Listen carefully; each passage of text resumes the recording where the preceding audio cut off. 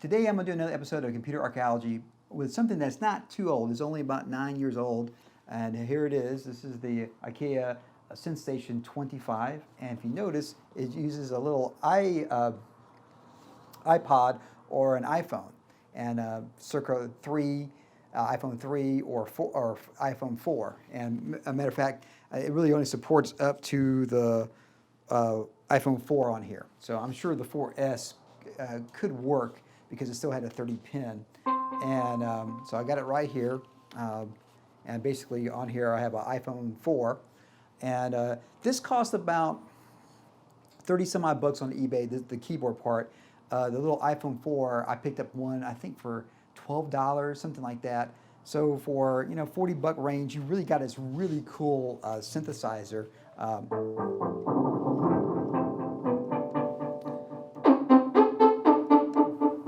And there's a bunch of sounds you can go through, and you can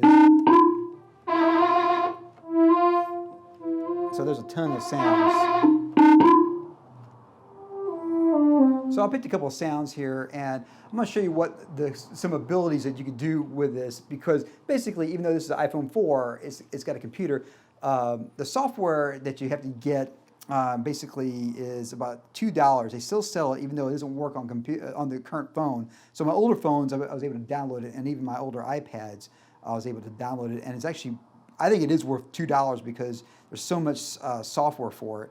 So with the SynthStation app that you can still download from the iTunes store, the App Store, it's $2. It still works on older phones. I got it to work with my older iPad 3 and iPad 2. And this is the iPhone 4 here as well. And so basically, you load it up, and then you have some controls over various things. So I'm going to kind of show you what you can do with some of this here, and hopefully, so let's see, get that going. All right. So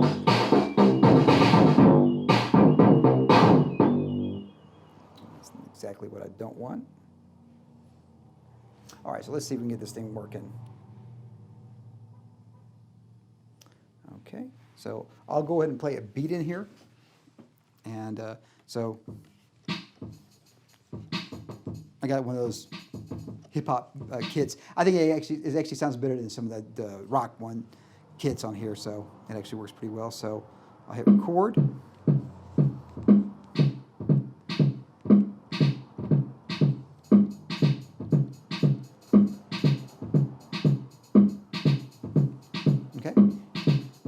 So I've got that beat going on.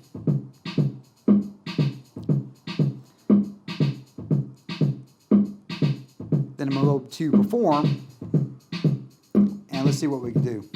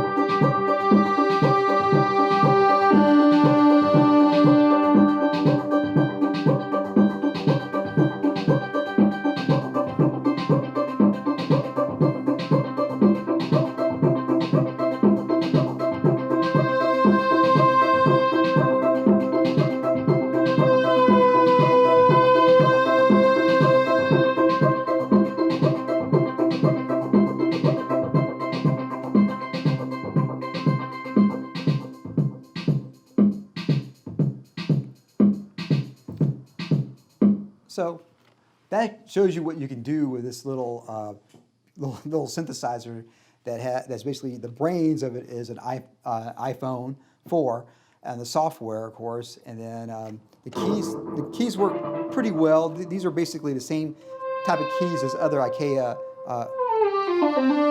synthesizers, and so it's a.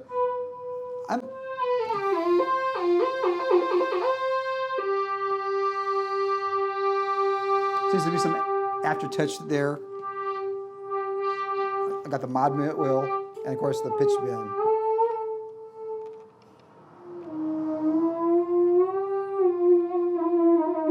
And of course you can go through and modify the sounds of the synth sounds yourself if you want to as well. So it's a really cool little amp on here.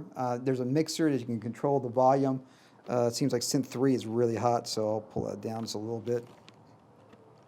And so basically, if I wanted to go live and make some music live on the spot, I could use this little box here, and it actually works pretty well. And I think in a lot of aspects, this really shows you that a lot of times people want the newest phones and newest technology, and here's something that's, you know, basically 10 years old in a lot of aspects, 9 years old, and you can still make a lot of music with it. I think I actually may record a CD using this little synthesizer right here because in a lot of aspects I see a lot of possibilities, and I probably won't even go into a regular sequencer and whatnot, like a Logic or GarageBand or whatever. It does have a place here where you can plug it in and use this as a controller. It does the output is basically a headphone jack and an RCA, and basically here's the volume control here, and that's how you turn it on.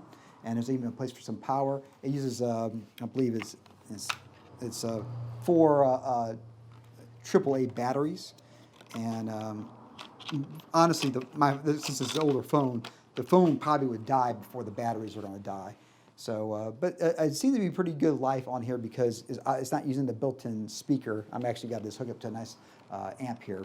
I think it gives it some serious volume. That's one downside about this. I wish it had a small little speaker, so if you just wanted to carry around something, but you can't even just use the speaker from the iPhone for, I guess, because it's plugged into the 30 pin there. And just to show you how it's plugged in, you know, there's the phone there, and you can see the 30 pin, and basically you just push it in there and turn it on, and then get into the phone, and I'm ready to make music. So I really like it. I'm having a blast with it. I'm glad I got it. I'm glad I'm really into this computer archaeology, because this probably was $100. $100 new, and of course the phones were probably, you know, $200-300 back then. So now for under $50, you can get you a really cool little synth that can do a lot of stuff, and a lot of ways with this computer archaeology, less is more, because your creativity has to come out, and really honestly you can make a lot of great music using this synth by itself. So as always, rock and roll, and of course it does compute.